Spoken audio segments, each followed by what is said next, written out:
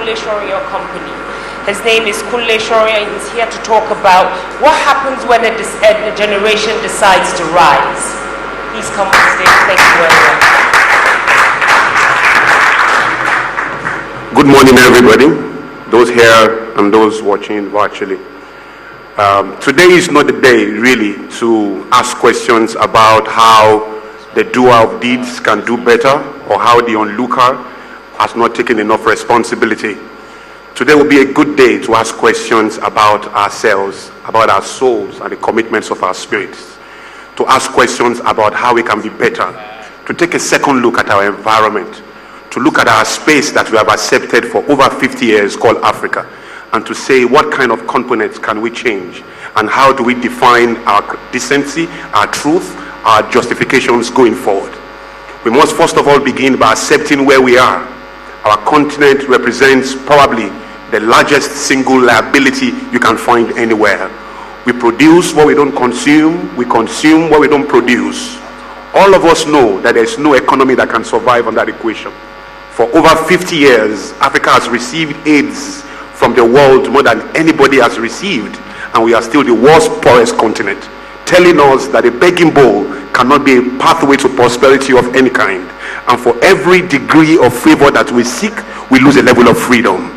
And for over 50 years, we've been trading this freedom for the small things that divide us. And we are not asking questions about the blessings that we can retain in our environment and the kind of inputs that we can bring in and solve problems such that the people of 2065 and the people of 2085 can look back at the kind of impact that we made in 2013 and 2014 and going forward, and look back and say that these guys have accepted the kind of responsibility that have defined the kind of peace that they have accepted. You know, I've been around for a while. I'm not too old, but I've seen 10 years 4 times. And having seen 10 years 4 times with some extras, you know, I've been around, I've spoken to different people, I've checked different environments, I've traveled around the country. And it will shock you if I tell you that every day I meet countless of Yorubas. Every day I meet countless of Igbos from the east. I meet countless of guys from the north on a daily basis. But after over 40 years, I am not sure I have met 10 Nigerians in my lifetime. Even though I meet thousands of Yorubas who claim to be Nigerians. I've met thousands of Igbos who claim to be Nigerians. I've met thousands of guys from the north who claim to be Nigerians. But if you find that kind of species that is willing and ready to make equal the borderlines of pain and bliss, to ensure that every atom of talent in the country, regardless of his background, is able to experience the kind of joy and freedom his individuality deserves. That kind of person that is willing to outgrow the smallness of prejudice and the smallness of sentiments and embrace bigger pictures about how our nation can be the pride of those who live now and for those who are coming after. Those kind of species are scarce, those kind of persons are scarce. But then the history of evil and the history of wrong is always there for us to take a look at and question and audit.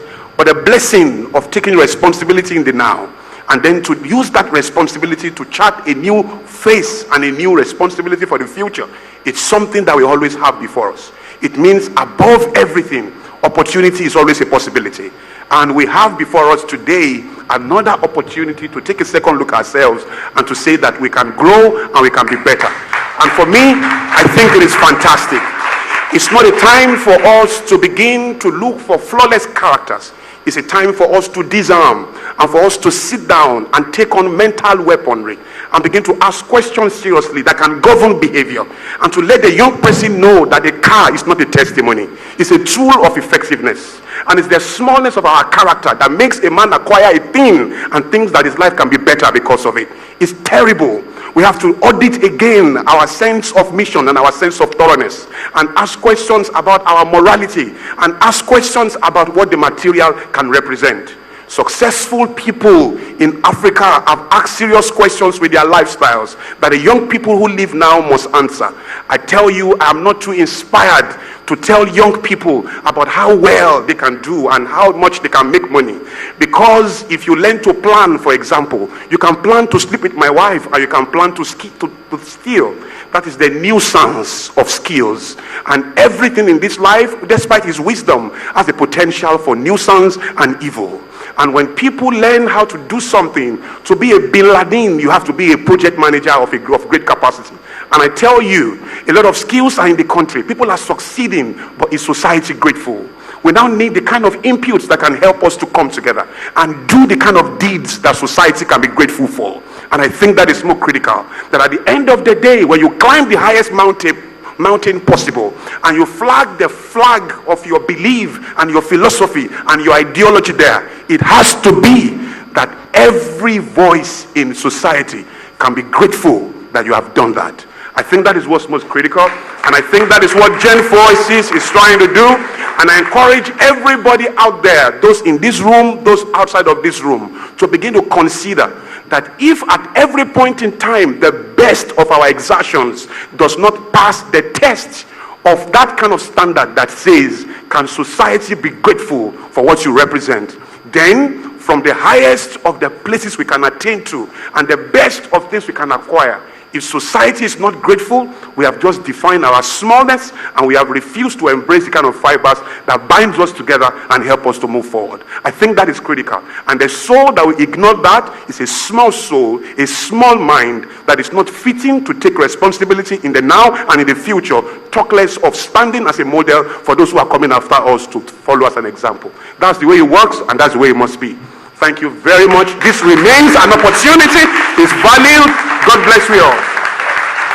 Thank you very much, Kunle Sherio. Ladies and gentlemen, once again, a round of applause.